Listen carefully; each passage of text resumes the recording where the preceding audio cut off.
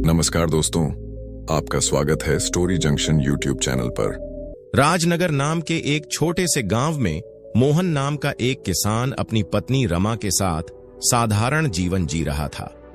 शादी के 2 साल बाद जब रमा गर्भवती हुई तो दोनों की खुशियों का कोई ठिकाना नहीं रहा। मोहन रोज रमा का खास ख्याल रखता, सपने बुनता और अपने आने वाले बच्चे की कल्पना करता। लेकिन नियति को कुछ और ही मंजूर था। वो खुशी का दिन जब मोहन का बेटा जन्मा दुखों का पहाड़ लेकर आया। रमा ने एक सुंदर स्वस्थ बेटे को जन्म तो दिया, लेकिन खुद इस दुनिया को अलविदा कह गई। मोहन टूट गया। उसकी दुनिया जैसे एक झटके में वीरान हो गई थी। उस बच्चे का नाम राधे श्याम रखा गया, जिसे गांव वाले प्यार से राधे कहने लगे। लेकिन मोहन के दिल में उसके लिए प्यार नहीं, बल्कि एक टीस थी। उसे लगता था कि राधे ही उसकी पत्नी की मौत की वजह है। अगर ये बच्चा न आता तो रमा आज भी जिंदा होती। यही सोचकर वह राधे की देखभाल तो करता, लेकिन कभी एक पिता का स्नेह उसे नहीं दे पाया। समय बीतता गया। जब राधे 2 साल का हुआ तो मोहन के रिश्तेदारों ने उसे दूसरी शादी की सलाह दी। मोहन ने भी जीवन की खालीपन को भरने के लिए दूसरी शादी कर ली। लेकिन यह निर्णय राधे के लिए और भी दुखदाई बन गया। उसकी सौतेली मां को राधे से बेहद नफरत थी। वह उसे बोझ समझती थी। कुछ ही समय बाद मोहन और उसकी नई पत्नी को एक और बेटा हुआ। नाम रखा गया गोपी। अब तो मोहन और उसकी पत्नी की सारी दुनिया ही गोपी बन गया। राधे के लिए उनके पास समय, स्नेह या ममता कुछ नहीं बचा था। राधे की हालत दयनीय होती चली गई। न अच्छा खाना मिलता, न ढंग के कपड़े। त्योहारों पर भी उसके हिस्से का कोई प्रेम नहीं आता। उसकी सौतेली मां उसे ऐसे देखती जैसे वह पराया हो, और मोहन तो पहले से ही उसे दिल से अपना नहीं मानता था। राधे, जो एक समय मां की गोद में खेलता, अब अकेलेपन में रोता। समय अपनी गति से आगे बढ़ा। राधे और गोपी दोनों अब युवक बन चुके थे। एक दिन राधे गांव के बाहर एक पुराने पेड़ के नीचे चुपचाप बैठा हुआ था। उसकी आंखों में खालीपन और चेहरे पर उदासी थी। तभी गांव का मुखिया उधर से गुजर रहा था। उसने राधे को यूं उदास बैठे देखा तो पास आया और बोला, अरे राधे बेटा, फिर से इस पेड़ के नीचे अकेले बैठे हो? क्या बात है? क्या घर में फिर से कोई झगड़ा हो गया? मुखिया की बात सुनकर राधे की आंखें भर आईं। वह धीमे स्वर में बोला, अब आपको क्या बताऊं मुखिया जी, आप तो सब जानते ही हैं। जब मैं इस दुनिया में आया उसी दिन मेरी मां मुझे छोड़कर चली गई, और उनके जाने के बाद पिताजी ने दूसरी शादी कर ली थी। राधे मुखिया की बातों को ध्यान से सुन रहा था। आंखों में आंसू थे, लेकिन दिल में वर्षों से दबे भाव जैसे अब बाहर आने को बेताब थे। वह भर्राए स्वर में बोला, मुखिया जी, मेरी सौतेली मां ने कभी मुझे बेटा माना ही नहीं। उन्होंने हमेशा मुझे पराया ही समझा। मुखिया ने लंबी सांस ली और गंभीरता से कहा, हां राधे, मुझे सब पता है। तुम्हारे पिता को तुम्हारी सौतेली मां और उनका बेटा गोपी बहुत प्रिय हैं। वह उसी में अपना संसार देखते हैं। राधे का दर्द अब शब्दों में बदल चुका था। कभी कभी तो दिल करता है मुखिया जी, सब कुछ छोड़ छाड़ कर इस गांव से बहुत दूर चला जाऊं, जहां कोई मुझे न जाने, न मेरी बीती हुई जिंदगी का कोई जिक्र हो। मुखिया तुरंत सख्ती से बोले, नहीं बेटा, ऐसा सोचना भी मत। यही तो तुम्हारी सौतेली मां और उनका बेटा चाहते हैं कि तुम यहां से दूर हो जाओ और उनके रास्ते का एकमात्र कांटा साफ हो जाए। उन्होंने तुम्हारे पिता की आंखों पर झूठ और धोखे की पट्टी बांध रखी है। वे नहीं चाहते कि तुम्हें तुम्हारे अधिकार मिले। राधे की आंखों से आंसू बह निकले। लेकिन मुखिया जी, पिताजी तो मुझे कभी पसंद ही नहीं करते। वह मुझसे नजरें भी नहीं मिलाते। आप ही बताइए, मैं आखिर करूं तो क्या करूं? मुखिया ने उसके कंधे पर हाथ रखते हुए कहा, बेटा, मन छोटा मत कर। तुम्हारे पास वो चीज है जो हर किसी को नहीं मिलती, अच्छाई का वरदान। तुम्हारा दिल साफ है, और दिल की सच्चाई ही इंसान को ऊंचा बनाती है। यह वरदान ईश्वर सिर्फ भाग्यशालियों को देता है। यकीन रखो, समय जरूर बदलेगा। मुखिया की बातें राधे के मन को थोड़ा सुकून दे गईं। वह धीरे धीरे मुस्कुराने लगा और अपने घर की ओर चल पड़ा। लेकिन रास्ते में उसे कुछ ऐसा मिला जो उसकी जिंदगी की दिशा ही बदल सकता था। अभी कुछ ही दूर चला था कि उसकी नजर एक पेड़ के नीचे बैठे एक साधु महाराज पर पड़ी। वह काफी पीड़ा में दिखाई दे रहे थे। उनका चेहरा दर्द से विकृत था। राधे दौड़ता हुआ उनके पास गया और चिंतित स्वर में पूछा, क्या हुआ साधु महाराज? आप बहुत परेशान लग रहे हैं। कोई तकलीफ है क्या? साधु बोले, बेटा, पिछले कई दिनों से मेरे पैर में तेज दर्द है। ऊपर से बहुत प्यास भी लगी है, लेकिन पास में कोई पानी नहीं और तालाब काफी दूर है। राधे ने तुरंत कहा, आप चिंता मत कीजिए महाराज, मैं अभी आपके लिए पानी लेकर आता हूं। राधे दौड़ता हुआ गया और एक मटके में पानी भरकर लाया। उसने साधु को पानी पिलाया, फिर विनम्रता पूर्वक बोला, अगर आप चाहें तो मैं आपको सहारा देकर आपकी कुटिया तक छोड़ देता हूं। साधु की आंखों में कृतज्ञता थी। बेटा, कई घंटों से मैं वहां बैठा था। न जाने कितने लोग गुजरे, पर किसी ने मेरी ओर देखा तक नहीं। तुम पहले व्यक्ति हो जिसने मेरी पीड़ा को समझा, मुझे पानी पिलाया और मेरी मदद की।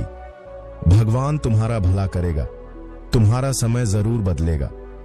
राधे साधु को उनकी कुटिया तक पहुंचाकर बोला, अब मुझे आज्ञा दें महाराज, मैं अपने घर लौटता हूं। साधु ने आशीर्वाद दिया और राधे अपने घर की ओर लौट पड़ा। लेकिन घर पहुंचते ही जैसे फिर वही कड़वी दुनिया सामने खड़ी थी। उसकी सौतेली मां गुस्से से तमतमाती हुई बोली, कहां मर रहा था तू सारा दिन? कोई काम धाम नहीं है तुझे? बस यूं ही आवारागर्दी करेगा? फिर ताना मारते हुए बोली, जरा मेरे बेटे गोपी से कुछ सीख। अपने बाप के साथ खेतों में दिन भर पसीना बहाता है, और तू बस खाने को चाहिए और काम कुछ नहीं। राधे ने संयम से जवाब दिया, वह खेतों में इसीलिए काम करता है क्योंकि पिताजी उसे मौका देते हैं। लेकिन जब मैं खेतों की तरफ जाता हूं तो पिताजी मुझसे ऐसे मुंह फेर लेते हैं जैसे मैं कुछ गलत कर रहा हूं। शायद उन्हें लगता है कि मैं मेहनत के लायक ही नहीं हूं। उसकी सौतेली मां व्यंग्य से बोली, हां, और वो क्यों ना सोचें, जिस दिन तू पैदा हुआ उसी दिन तेरी मां मर गई। उन्होंने तुझे कभी मन से अपनाया ही नहीं। जब भी तुझे देखते हैं उन्हें वही दुख भरा दिन याद आता है। तुझ में उन्हें अपनी रमा की मौत नजर आती है। राधे अब और सहन नहीं कर पाया। उसकी आंखें जलने लगीं। वो चीख पड़ा, बस करो मां, और कुछ मत कहो, मैं अब और नहीं सुन सकता। उसकी सौतेली मां तिलमिलाकर बोली, खबरदार, जो मुझे मां कहा, मैं तेरी कोई मां नहीं हूं, मैं तो सिर्फ गोपी की मां हूं। सौतेली मां की यह तीखी बात राधे के सीने को चीर गई। अब राधे भी खुद को रोक नहीं पाया। उसका चेहरा गुस्से से तपने लगा। वह बोला, ठीक है मां, या कहूं गोपी की मां, अब और नहीं सहा जाता। आज मैं पिताजी से इस बारे में खुलकर बात करूंगा। यह कहकर राधे गुस्से से अपने कदम जमीन पर पटकता हुआ खेतों की ओर निकल पड़ा, जहां उसके पिता मोहन अपने बेटे गोपी के साथ खेत में हल चला रहे थे। राधे ने दूर से ही ऊंची आवाज में कहा, पिताजी, आज आपको मुझे बताना ही होगा कि मेरी गलती क्या है। आपने मुझे कभी अपना बेटा क्यों नहीं माना? क्यों गोपी को तो आप खेतों में काम करने देते हैं, लेकिन मुझे नहीं? मोहन ने बिना किसी भावुकता के जवाब दिया, राधे, तुम्हारी परवरिश मेरी मजबूरी थी, और सच्चाई तो ये है कि जिस दिन तू पैदा हुआ उसी दिन मेरी पत्नी, तेरी मां, इस दुनिया को छोड़ गई। तेरे जन्म ने ही मुझे विधुर बना दिया। उस दिन के बाद से मैं तुझसे नफरत करता आया हूं। तेरी शक्ल भी उस दर्द की याद दिला देती है। पिता के मुंह से निकली इन बेरहम बातों ने राधे के दिल को तार तार कर दिया। तभी दूर से एक साधु की आवाज सुनाई दी। वही साधु जिसकी कुछ समय पहले राधे ने सेवा की थी, अब वहां आ पहुंचे। साधु ने मोहन की ओर देखा और बोले, मोहन, जिसे तुम मनहूस समझ रहे हो, वह तो बड़ा ही भाग्यशाली है। मोहन ने व्यंग्य से हंसते हुए कहा, भाग्यशाली? ये साधु बाबा, क्या आप मजाक कर रहे हैं? साधु गंभीर होकर बोले, नहीं, मैं समय से पहले कुछ नहीं कहता, लेकिन याद रखो, यह वही बालक है जो कल को तुम्हारा और पूरे गांव का गौरव बनेगा। पास खड़ा गोपी यह सब सुनकर हंस पड़ा और बोला, बाबा, आप शायद किसी और को देख रहे हैं। ये वही लड़का है जो अपनी मां के जन्म के साथ ही उसकी जान ले बैठा। ये तो खुद एक बोझ है, कैसे हो सकता है ये भाग्यशाली? राधे ने चुपचाप सब सुना। उसकी आंखें भर आईं, पर साधु बाबा ने उसकी पीठ थपथपाई और बोले, बेटा, इन शब्दों से टूटना मत। जो आज तुझे नीचे दिखा रहे हैं वही लोग कल तुझे सिर आंखों पर बैठाएंगे। तुम्हारा वक्त जल्द ही बदलेगा। साधु यह कहकर वहां से चले गए। समय आगे बढ़ता गया। कुछ दिनों बाद राजनगर के एक सैनिक गांव में आया और ढोल बजाकर घोषणा की, महाराज सुजान सिंह अपनी बेटी के विवाह हेतु स्वयंवर का आयोजन कर रहे हैं। पर यह कोई साधारण स्वयंवर नहीं होगा। इसमें हिस्सा लेने के लिए राजाओं या राजकुमारों की आवश्यकता नहीं है। आम नागरिक भी इस बार अपना भाग्य आजमा सकते हैं। जिस नौजवान ने स्वयंवर में रखी तलवार को सफलतापूर्वक उठा लिया, उसी से राजकुमारी का विवाह होगा और वही बनेगा भविष्य का राजा। सैनिक के जाते ही गांव में उत्साह की लहर दौड़ गई। राधे की सौतेली मां ने अपने बेटे गोपी से कहा, बेटा, तू तो हर दिन खेतों में अपने पिता का हाथ बटाता है। तू तो मेहनती और ताकतवर है। मुझे पूरा यकीन है वह तलवार तुझसे जरूर उठेगी। गोपी मुस्कुराकर बोला, हाँ मां, अब तो मैं भी हिस्सा लूंगा और राजकुमारी को अपने घर की बहू बनाकर ही लौटूंगा। उसी समय मोहन वहां आया और गोपी के सिर पर हाथ रखकर बोला, मुझे तुम पर गर्व है बेटा, जा, भाग्य तुम्हारे साथ है। पर तभी उन्होंने देखा कि राधे भी कहीं जाने की तैयारी में लगा है। मोहन ने पूछा, राधे, तू कहां जाने की तैयारी कर रहा है? राधे बोला, पिताजी, मैं भी स्वयंवर में हिस्सा लेने जा रहा हूं। मुझे भी अधिकार है अपनी तकदीर आजमाने का। इतना सुनते ही उसकी सौतेली मां बीच में बोल पड़ी, नहीं, मैं यह नहीं चाहती कि तुम स्वयंवर में हिस्सा लो। राधे शांत स्वर में बोला, अगर आप सच में मेरी मां होती तो मैं आपके हर आदेश को सिर माथे पर रखता। मोहन ने कड़ाई से कहा, अगर मेरी बात मानते हो तो सुन लो। मैं चाहता हूं कि केवल गोपी ही वहां जाए।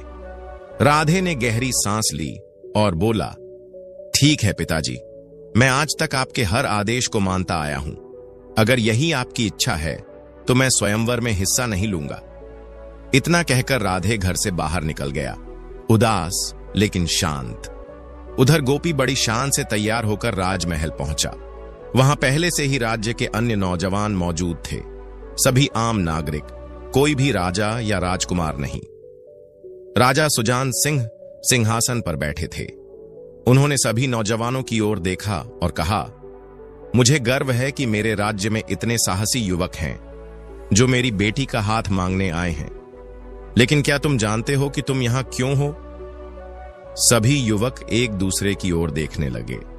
राजा ने गंभीर स्वर में कहा, यह कोई स्वयंवर नहीं है, यह तो सिर्फ एक परीक्षा थी। मैं देखना चाहता था कि कितने आम नागरिक मेरे राज्य की गद्दी पाने का सपना देखते हैं। फिर उन्होंने सैनिकों को आदेश दिया, इन सबको बंदी बना लो और कारागार में डाल दो। कुछ ही दिनों बाद राजा सुजान सिंह ने आदेश दिया कि इन सभी युवकों को फांसी पर चढ़ा दिया जाएगा। यह समाचार पूरे राज्य में आग की तरह फैल गया। राधे की सौतेली मां, जो कुछ ही समय पहले तक अपने बेटे गोपी की भाग्य पर फूल नहीं समा रही थी, अब जमीन पर बैठकर फूट फूट कर रो रही थी। वह अपने पति मोहन से कहने लगी, हाय मेरी किस्मत फूटी निकली। मैं ही थी जो अपने बेटे को स्वयंवर में भेजने के लिए जिद कर रही थी। मुझे क्या पता था कि वो राजा इतना नीच और धोखेबाज निकलेगा। हे भगवान, कोई तो मेरे बेटे को उस महल से वापस ले आए। अपनी पत्नी की यह हालत देखकर मोहन भी बेहद दुखी हो गया। उसने गहरी सांस लेते हुए कहा, भाग्यवान, हम कुछ नहीं कर सकते। हमारी इतनी हैसियत नहीं है कि हम राजा के सामने मुंह भी खोल सकें। लगता है अब हमारा बेटा इस मुसीबत से कभी बाहर नहीं निकल पाएगा। अपने पिता और सौतेली मां को इस तरह टूटते देख राधे की आंखों में ज्वाला भर उठी। वह पिता से गंभीर स्वर में बोला, पिताजी, कृपया हिम्मत न हारें। अन्याय के सामने चुप रहना सबसे बड़ा पाप होता है। राजा को यह अधिकार बिल्कुल नहीं कि वह अपनी प्रजा के साथ इस तरह का छल और अत्याचार करे। गोपी भले ही मेरा सौतेला भाई हो, पर मैंने हमेशा उसे अपने सगे भाई की तरह माना है। उसे सही सलामत वापस लाना अब मेरा धर्म है, मेरा फर्ज है। यह सुनकर उसकी सौतेली मां राधे की ओर देखकर रोते हुए कहने लगी, बेटा, मुझे माफ कर दो। मैंने तुम्हारे साथ हमेशा अन्याय किया, तुम्हें ताने मारे, तुम्हारा अपमान किया, और आज तुम ही हमारे लिए खड़े हो। मैं बहुत शर्मिंदा हूं। राधे ने उसकी आंखों में आंसू पोंछते हुए कहा, मां, आप भले ही मुझे अपना बेटा न मानती हो, लेकिन मैंने हमेशा आपको अपनी मां की तरह ही माना है। चिंता मत कीजिए, मैं अभी इसी वक्त राजमहल जाऊंगा और अपने भाई को वहां से वापस लेकर आऊंगा। राधे बिना समय गंवाए सीधा राजा सुजान सिंह के दरबार में पहुंचा। वहां पहुंचकर उसने ऊंचे स्वर में कहा, महाराज, यह सरासर अन्याय है। आपने झूठ का सहारा लेकर भोली भाली प्रजा के साथ कपट किया है। यह एक राजा को शोभा नहीं देता। एक सच्चे शासक का धर्म होता है कि वह अपनी प्रजा की रक्षा करे, न कि उन्हें धोखे से बंदी बनाए। राधे की निर्भीकता और न्यायप्रियता देखकर राजा सुजान सिंह चौंक गए। उन्होंने गंभीर स्वर में कहा, युवक, जिन लोगों को मैंने बंदी बनाया है वे सभी मेरी राजगद्दी के लालच में या मेरी पुत्री से विवाह की इच्छा लेकर यहां आए थे। लेकिन तुम पहले व्यक्ति हो जो न किसी लालच में आए हो, न किसी स्वार्थ से, बल्कि केवल अपने भाई की जान बचाने के लिए। तुम्हारे भीतर दूसरों के लिए करुणा, प्रेम और साहस है, और यही एक सच्चे इंसान की पहचान है। राधे हैरानी से बोला, महाराज, आपके कहने का आशय मैं समझ नहीं पा रहा। राजा मुस्कुराए और बोले, आओ मेरे साथ, मैं तुम्हें कुछ दिखाना चाहता हूं। फिर राजा राधे को महल के एक गुप्त कक्ष में ले गए। वहां एक बेहद कुरूप लड़की बैठी थी। राजा ने उसकी ओर इशारा करते हुए कहा, जानते हो यह कौन है? राधे ने सिर हिलाकर कहा, नहीं महाराज, मैं नहीं जानता। राजा बोले, यह मेरी पुत्री है, राजकुमारी राजनंदिनी। राधे चौंक गया। राजा ने गहरी सांस लेकर कहा, तुम्हारा चौंकना स्वाभाविक है। यह कभी राज्य की सबसे सुंदर कन्या मानी जाती थी, लेकिन कुछ समय पहले जंगल में एक तांत्रिक की उस पर नजर पड़ी। जब मैंने उसका विवाह प्रस्ताव ठुकरा दिया और उसे राज्य से निकाल फेंका, तब उसने अपनी तंत्र विद्या से मेरी बेटी को यह रूप दे दिया। मैंने अनेक साधु संतों से सहायता मांगी, लेकिन कोई लाभ नहीं हुआ। अंत में एक त्रिकालदर्शी महात्मा ने कहा कि उस तांत्रिक की मृत्यु ही मेरी पुत्री की सुंदरता वापस ला सकती है, परंतु वह भी केवल एक ऐसे व्यक्ति के हाथों मारा जा सकता है जिसके हृदय में करुणा, प्रेम और न्याय का भाव हो, और जो दूसरों के लिए स्वयं को बलिदान करने की शक्ति रखता हो। इसीलिए मैंने यह झूठा स्वयंवर रचा, ताकि मुझे वह व्यक्ति मिल सके, और वह अब मुझे मिल गया है, तुम, राधे। राधे की आंखों में संकल्प की ज्वाला थी। उसने कहा, महाराज, अगर यह सत्य है तो मैं उस तांत्रिक को उसके किए की सजा अवश्य दूंगा। आप बिल्कुल चिंता न करें। आपकी पुत्री को उसका खोया हुआ सौंदर्य और सम्मान मैं लौटा कर रहूंगा। राजा की बात सुनकर राधे ने दृढ़ स्वर में कहा, महाराज, यह मेरा आपसे वादा है। मैं उस दुष्ट तांत्रिक को उसके किए की सजा जरूर दूंगा। राजा सुजान सिंह ने प्रसन्न होकर कहा, नौजवान, यदि तुम इस कार्य में सफल हुए तो मैं अपनी बेटी राजनंदिनी का विवाह तुम्हारे साथ कर दूंगा। यह मेरा भी वचन है। राधे ने विनम्रता से उत्तर दिया, महाराज, मैं यह सब किसी इनाम या विवाह के लिए नहीं कर रहा हूं। मेरा उद्देश्य केवल यह है कि उस तांत्रिक जैसे पापी को उसके पापों की सजा मिले। वह न केवल एक बेटी का अपराधी है, बल्कि मानवता का भी दुश्मन है। कृपया मुझे बताइए कि वह तांत्रिक मिलेगा कहां? राजा बोले, महल के दाईं ओर जो रास्ता जंगल की ओर जाता है, वही रास्ता पकड़ना। करीब 7 कोस दूर उस जंगल के भीतर वह तांत्रिक रहता है। राधे ने बिना देर किए उस दिशा में प्रस्थान किया। रास्ते में जैसे ही वह जंगल की सीमा पर पहुंचा, उसकी मुलाकात उसी साधु महाराज से हो गई जिनकी कभी उसने मदद की थी। राधे उनके चरणों में झुकते हुए बोला, साधु महाराज, कृपया मुझे आशीर्वाद दीजिए ताकि मैं उस पापी को समाप्त करके राजकुमारी को उसके पुराने स्वरूप में लौटा सकूं। साधु ने गंभीर स्वर में कहा, राधे, तुम एक पुण्य कार्य करने जा रहे हो। वह तांत्रिक न केवल राजकुमारी का बल्कि कई मासूम लोगों का जीवन उजाड़ चुका है। लेकिन ध्यान रहे, उसे मारना आसान नहीं। उसकी आत्मा एक सफेद तोते में कैद है। तुम्हें पहले उस सफेद तोते को खोजना होगा।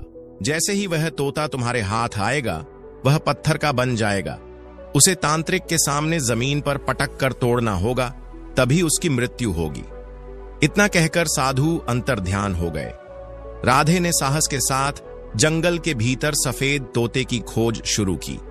कई झाड़ियों और पेड़ों को पार करते हुए आखिरकार एक पेड़ की ऊंचाई पर उसे वह सफेद तोता दिखाई दिया।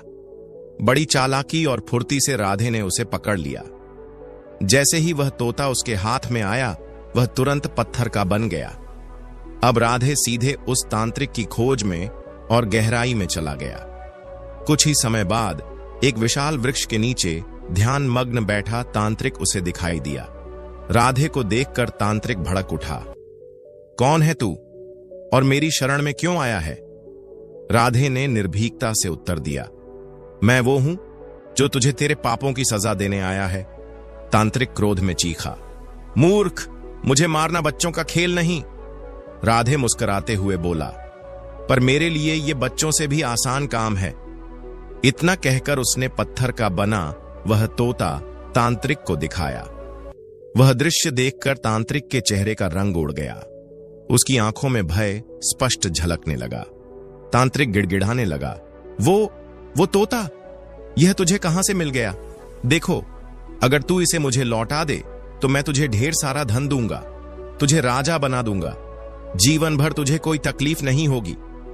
राधे ने कठोर स्वर में कहा, मुझे तेरे धन, तेरी शक्तियों या तेरे प्रलोभनों की कोई जरूरत नहीं। तूने बहुत अत्याचार किए हैं और अब तेरा अंत निकट है। इतना कहकर राधे ने उस पत्थर के तोते को पूरे बल से जमीन पर पटक दिया। तोता चकनाचूर हो गया और उसी क्षण तांत्रिक की देह जलने लगी। वह चीखता रहा, लेकिन कुछ ही पलों में उसकी सारी तंत्र शक्ति के साथ वह भस्म हो गया। उधर तांत्रिक की मृत्यु हुई और इधर राजमहल में चमत्कार हो गया। राजकुमारी राजनंदिनी की बदसूरती एकाएक समाप्त हो गई। वह फिर से अपने पुराने सुंदर रूप में लौट आई। कुछ समय बाद राधे उस विजय और न्याय के साथ राजा सुजान सिंह के दरबार में उपस्थित हुआ। राजा की आंखों में आंसू थे, लेकिन यह आंसू दुख के नहीं, गर्व और संतोष के थे। राधे, राजा बोले, तुमने वो कर दिखाया जो कोई दूसरा नहीं कर सका। तुमने न केवल मेरी बेटी को वापस पाया, बल्कि इस राज्य पर मंडरा रहे एक भयानक खतरे को भी हमेशा के लिए समाप्त कर दिया। राजा सुजान सिंह ने राधे की ओर देखकर कहा, राधे, तुमने जो कर दिखाया है वह कोई साधारण योद्धा नहीं कर सकता था।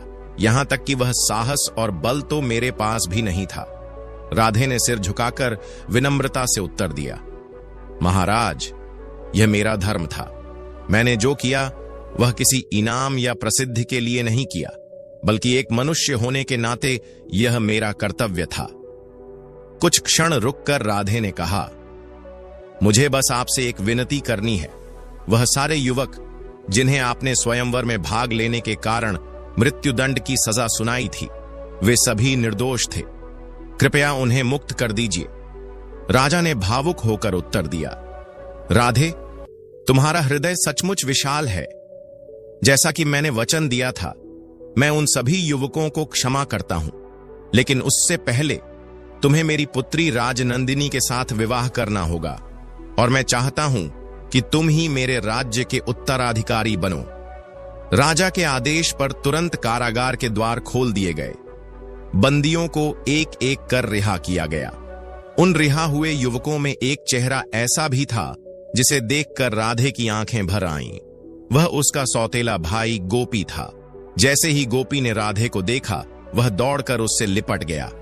भावनाओं से भरे स्वर में गोपी ने कहा, भैया, मुझे क्षमा कर दो। आज तक मैं तुम्हें हमेशा गलत समझता रहा। मैंने तुम्हारा तिरस्कार किया, तुम्हारे साथ अन्याय किया, लेकिन अब मुझे समझ में आ गया कि असली वीर और सच्चा भाई तुम ही हो। राधे ने उसका हाथ थामते हुए कहा, भाई, पुरानी बातों को भूल जाओ। जो हो गया सो हो गया। आज से हम एक नया अध्याय शुरू करेंगे, एक ऐसा जीवन जिसमें भाईचारे, प्रेम और सच्चाई का राज होगा। अंततः यह कहानी हमें सिखाती है कि अगर हमारे भीतर सत्य, साहस और करुणा है तो हम किसी भी अंधकार को परास्त कर सकते हैं। तो दोस्तों, अगर आपको आज की कहानी अच्छी लगी तो चैनल को सब्सक्राइब करके हमें सपोर्ट कर दीजिए। फिर मिलते हैं एक नई कहानी के साथ।